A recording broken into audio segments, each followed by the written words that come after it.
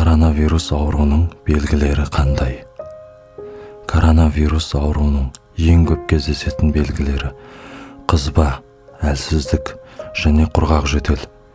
Кейбір адамдарда бас ауыру, мұрын бітеу немесе мұрыннан су ағу, тыныс алуы қиындау секілді белгілері болады. Бұл белгілер бірінен кейін бірі пайда болады да, ауырласқан жағдайда 3-4 күнге дейін қызуы түспей көтеріліп тұру, адамның тыныс алу жолдары ауыр дәрежеде қабыну және өкпе қалыпты жұмыс қызметін атқара алмайтын дәрежеге жеткізеді.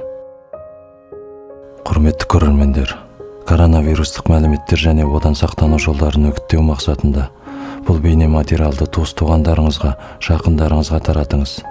Каналға жазылып қоңырау белгісін бассаңыз, әлемдегі ең жаңа коронавирустық ақпараттардан хабардар бола аласыз.